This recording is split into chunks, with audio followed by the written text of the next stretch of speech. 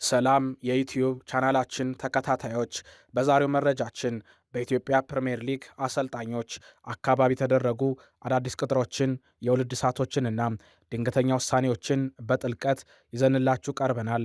ከአሰልጣኝ ውበቱ አባተ የመቻል ፊርማ እስከ ሐዋሳ ከተማ አዲሱ ውሳኔ ድረስ ያሉትን 8 ታላላቅ መረጃዎችን አብረን የምንመለከት ይሆናል።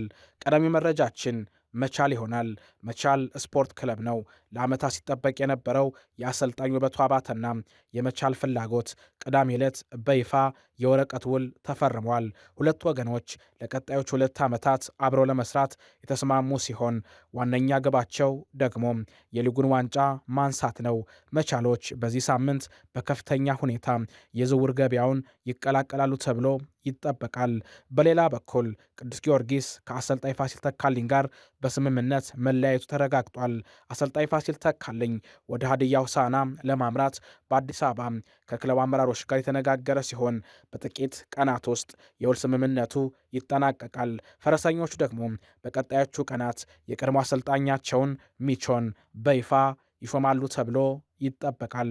ወደ ውል እድሳቶቹ ጉዳይ ስንሸጋገር ዘንድሮ በሊጉም 5ኛ ደረጃን ይዞ ያጠናቀቀው ኢትዮ ኤሌክትሪክ ከቦርድ ግምገማ በኋላ ከአሰልጣኝ ዘሪሁን ሸንገታ ጋር ለ3ኛ ዓመት አብሮ ለመቀጠል ወስኗል። በተመሳሳይ ፋሲል ከተማም በሊጉ 4ኛ ደረጃን ይዞ ማጠናቀቁን ተከትሎም ከአሰልጣኝ ዘማርያም ወልደ ጊዮርጊስ ጋር የጠናቀቀውን ውል ለማደስ ተስማምቷል። በመጨረሻም ይፋዊ ውሳኔ ሳይገኝለት ቆይቶም የነበረው የሐዋሳ ከተማና የአሰልጣኝ ተመስገን ዳና ጉዳይ እልባት አግኝቷል። የክለቡ ቦርድ በቡድኑ አፈጻጸም ላይ አጠቃላይ ግምገማ ካደረጉ በኋላ ከአሰልጣኝ ተመስገን ዳና ጋር አብረው ለመቀጠል ወስኗል። አሰልጣኙም ከአሁኑ ጀምሮ የነባርና አዳዲስ ተጫዋቾችን የዝውውር ሥራ እንዲጀምሩ ሙሉ አቅጣጫ ተሰጥቷቸዋል። ውድ የቻናላችን ተከታታዮች የአሰልጣኝ ውበቱ አባተ ወደ መቻል መምጣት የመቻል የዓመታት የዋንጫ ጥማት ይቆርጠዋል?